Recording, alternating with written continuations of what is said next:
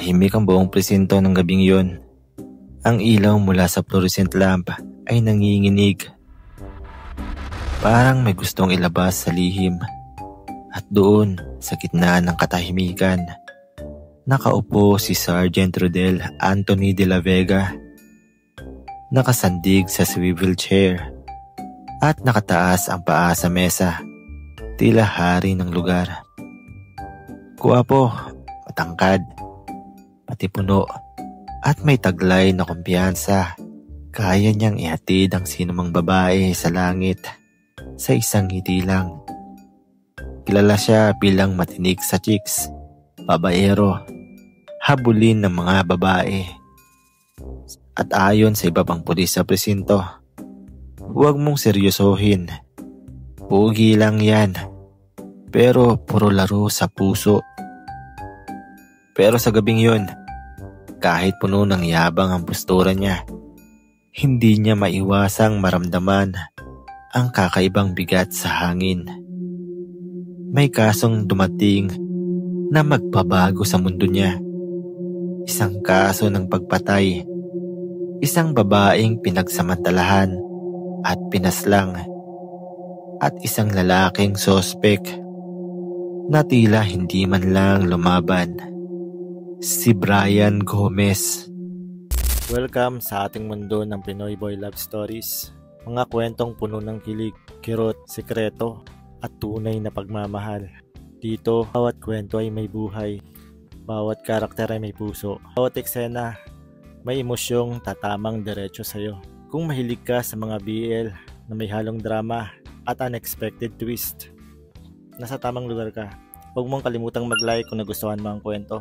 Mag-comment para malaman ko ang iyong reaksyon at ang iyong suggestion. At syempre, mag-subscribe para sa mga susunod na episode at bagong kwento. Huwag niyo rin kalimutang i-click yung notification bell para hindi niyo ma-miss yung mga bagong stories. Tara, simulan na natin ang kwento sa araw na to. Pagsapit ng hating gabi, bumukas ang pinto ng presinto. 2 pulis ang pumasok. Bit-bit ang isang lalaking nakaposas. Tahimik ang lalaki. Nakayuko, maputla, halatang pagod. Ngunit sa mata niya, may kakaibang lalim. Parang dagat na hindi mo maabot ang sahig. Sergeant de la Vega. Tawag ng isang mga pulis. Ito na po yung primary suspect, si Brian Gomez. Siya raw ang pumatay sa girlfriend niyang si Gareza Mendez. Sinipat ni Rodel ang lalaki mula sa ulo hanggang paa. Hindi mukhang kriminal. Hindi mukhang mamamatay tao. Mukha siyang wasak, oo. Pero hindi dahil may nagawa siyang kasalanan. May kung anong kumirot sa dibdib ni Rodel, pero hindi niya iyon pinahalata. Nagpakaseryoso siya. Labas niyo, aniya. Ako bahala sa interogasyon mamaya. Pagpasok ng dalawa sa interrogation room, tumayo si Rodel at umikot paharap kay Brian. Mabilis niyang tinapik ang mesa para makuha ang atensyon nito. Tingnan mo ko. Dahan-dahang tumingala si Brian. At doon, para bang may pumitik na hindi maintindihan si Rodel. Hindi dahil sa kagwapuhan ni Brian. Kahit gwapo nga ito, may inosenteng itsura, may malambot na features at malamlam na mata. Hindi rin dahil sa lungkot na lumulunod dito, kung hindi dahil sa totoong takot at sakit na namumuo sa mga mata niya. Hindi iyon tingin ng kriminal, hindi iyon tingin ng taong nagkasala. Tingin iyon ng taong wasak sa kawalan ng hustisya.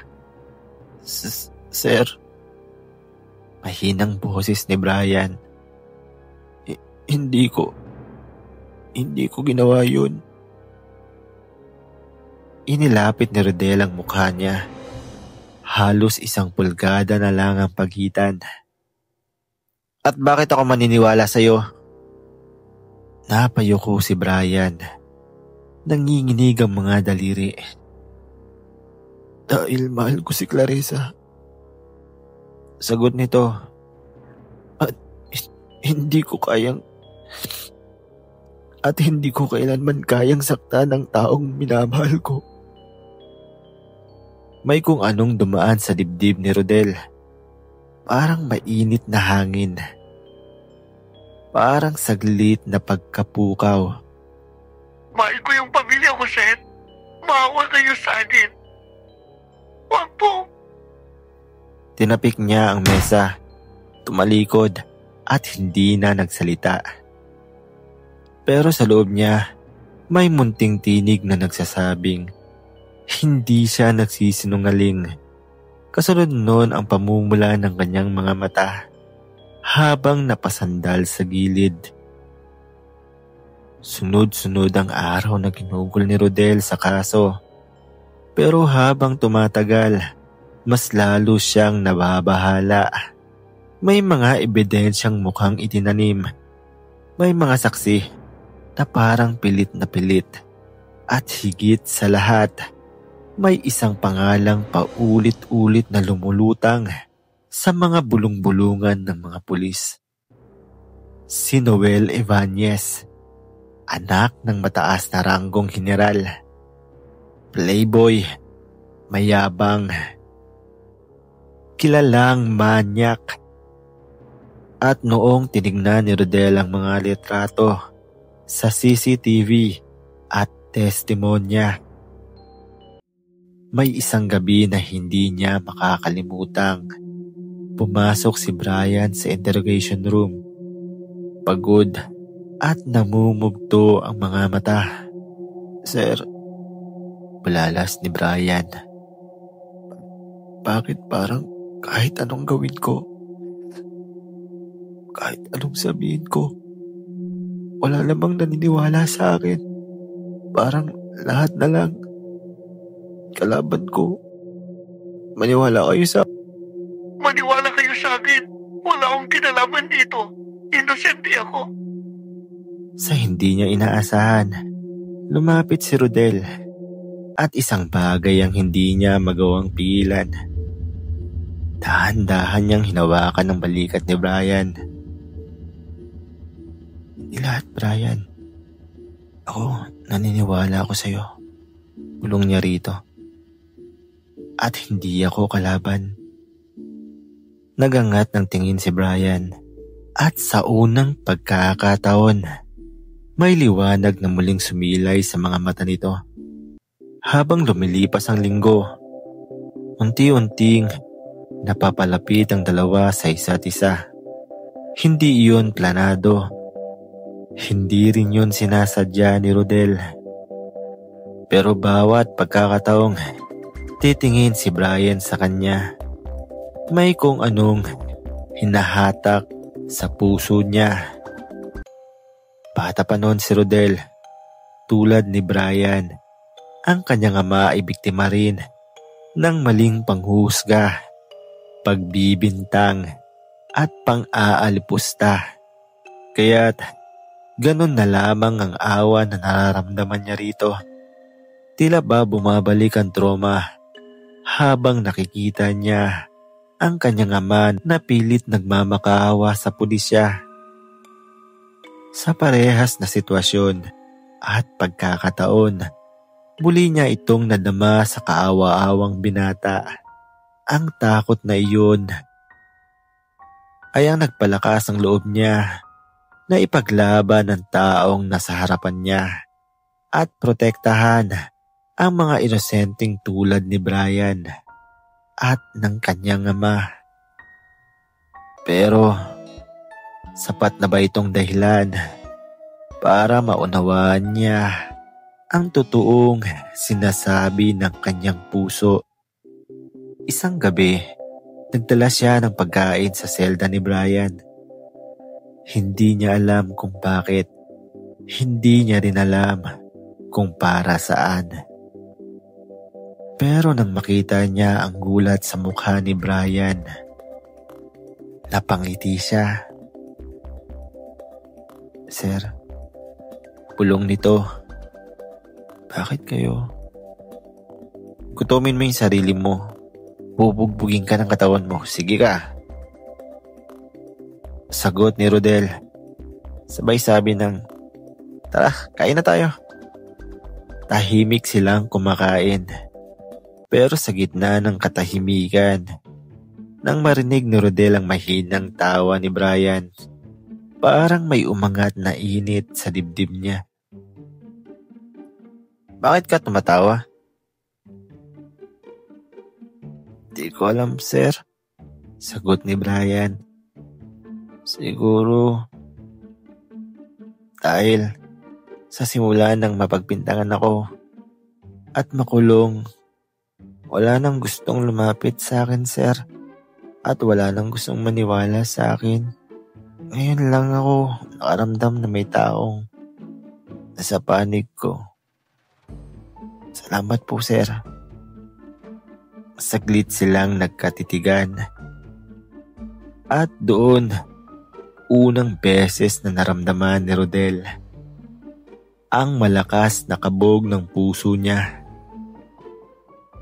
Mabilis na kumalat ang usap-usapan sa presinto. Alam niyo ba, si Sergeant De La Vega, may special treatment sa suspect. Boy, baka marinig ka niyan. Yari tayo. Mapaginitan tayo. Sige ka. Oo, naitawa. Lagi niyang binabantayan yung lalaki. Nawa, siyempre, assignment yan, di ba? At yan na siya, okay mingay. Baka naman may gusto siya doon. Hoy, ano ka ba, Sisi? Mga loko-loko, kayo ba ginawa niyo na yung trabaho niyo? Biglang sagot ni Rodel. Ay, ang taray, Roderia. Si Gory, isa sa mga katrabaho niyang pulis na may asawa at anak na. Malakas mangasar at magaling magbading-badingan. Pero mahusay na pulis din at matalik na kaibigan ni Rodel. Gory ang bansag nila pero hindi ito ang totoong pangalan niya. Tawag nila ito dahil hawig nito ang isang karakter sa anime na basketball. Sa mga unang linggo, umaalma pa si Rodel. Tatawanan niya o sasagot siya ng bastos niyo naman. Pero ngayon, hindi niya na ito pinapansin. Dahil tuwing nakikita niya si Brian, tuwing naririnig niya ang boses nito, tuwing napapansin niya ang ngiti, hindi niya kayang iwasan ang sarili. At isang araw, habang dalawa lamang silang nag-uusap sa interrogation room, tahimik na nagtanong si Brian. Sir, bakit po kayo mabait sa akin? Hindi agad nakasagot si Rodel. Napatitig lamang siya kay Brian sa mga matang punong-puno ng sakit na unti-unting bumabawi ng lakas. Pero hindi niya kayang magsinungaling. Hindi sa taong ito. Ito lang ang tandaan mo, Brian. Hindi kita pababayaan. Sagot niya, halos pabulong. Bakit, sir? Muling tanong ni Brian. Lumapit si Rodel. Hindi niya sinasadya. Parang otomatikong gumalaw ang kanyang katawan. Dahil pulong niya. Hindi ka dapat nagturusa. Hindi ka dapat nandito At hindi ko kayang nakikita ang tulad mong nasasaktan sa maling paratang. Nagangat ng tingin si Brian. Nagtagpo ang kanilang mga mata. At sa unang pagkakataon, kapwa nila naramdaman ang bagay na linggo nang umiikot sa pagitan nila. Hindi pa iyon pag-amin, pero iyon ang unang pagkahulog. Habang lumalalim ang damdamin ni Rodel, mas lalong bumibigat ang kaso. Sa wakas, nakakalap siya ng sapat na ebidensya laban kay Noel Ibanez. isang CCTV footage at DNA result. Testimony ng isang witness na dating takot pero ngayon ay handa nang magsalita. At nang maipakita ito kay Brian, hindi nito mapigilan ang pagtulo ng luha. Sir, totoo to? Makakalabas na ako? Hindi nakapagsalita si Rodel. Kaya ang ginawa niya, hinawakan niya ang kamay ni Brian. Mahigpit, matatag. Para bang gusto niyang iparating, hindi kita pababayaan. Hindi ako papayag. Pero isang biglang kalabog ang gumambala sa kanila.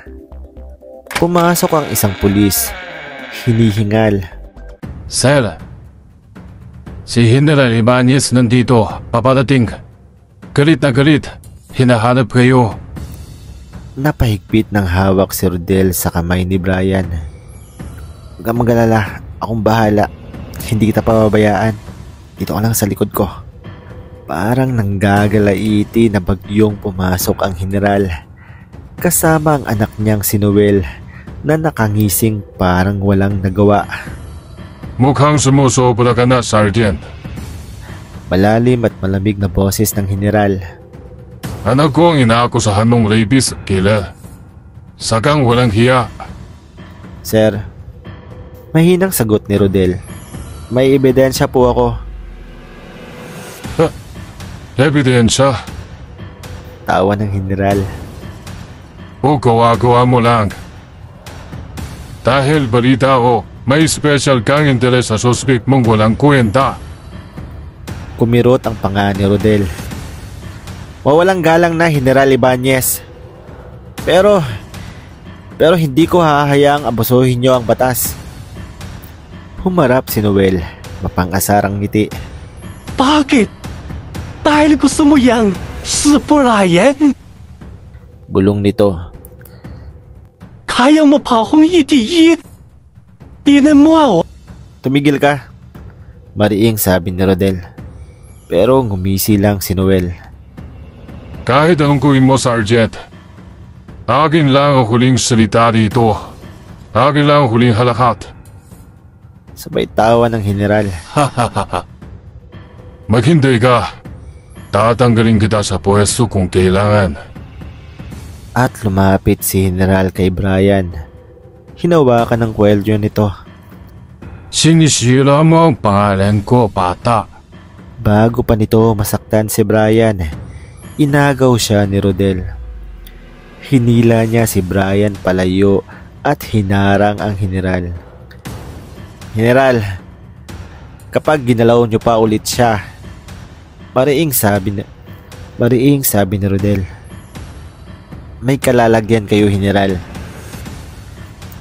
At doon, sa kauna-unahang pagkakataon, tumingin si Brian sa kanya nang may paghanga na hindi na maitago. Kinabukasan, naglabas ng statement ang witness. Lumabas ang CCTV na ipresenta ang DNA match. At dahil hindi mapigil ang media, pinilit ng pamunuan ang aresto ni Noel. Balita sa radyo at TV. Anak ng general, inaresto sa pagpatay. Nanginginig ang panga ng general habang inaaresto ang anak nito. Habang hinuhuli si Noel, sumigaw ito. Dahil ito sa'yo, Rodel. Dahil pinili mo yang si Brian. Siya lang pala ang kinahan mo. Sinubukan ni Noel na sumugod kay Brian. Pero sinapak siya ni Rodel. Isang malakas na suntok na may halong galit at matagal nang inipong damdamin. Bago pa siya maawat ng mga kasamahang pulis, lumingon si Rodel kay Brian. At doon niya nakita ang luha sa mata nito. Hindi dahil sa takot, kundi dahil sa unang pagkakataon may lumaban para sa kanya. Sa ilalim ng sikat ng araw na iyon, Pinakawalan si Brian. Wala ng posas, wala ng selda, wala ng takot sa mata nito. Pero puno ng pasasalamat. Nakatayo si Rodel sa labas ng presinto, nakasandal sa pader, naghihintay. Lumapit si Brian, tahimik lang, pero bakas ang matinding emosyon. Sir, mahina nitong simula. Hindi ko alam kung paano magpapasalamat sa'yo. Hindi nagsalita si Rodel, kundi hinila niya si Brian papalapit.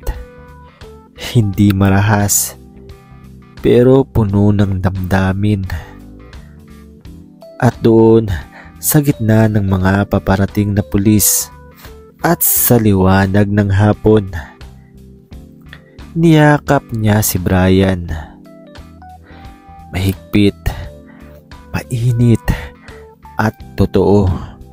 Isang yakap na parang sinasabing, ligtas ka na, hindi ka na mag-iisa, at hindi ko hahayaang masaktan ka pang muli. Nagtagal ang yakap na iyon at si Brian mismo ang unang humigpit ang kapit sa likod ni Rodel. Para bang ayaw nang bitawan ng binata. Sir Rodel, bulong niya, kung hindi dahil sa'yo, baka nabulok na ako rito. Ngumiti si Rodel, dahan-dahang kumalas upang makita ang mukha ni Brian. Ang totoo niyan,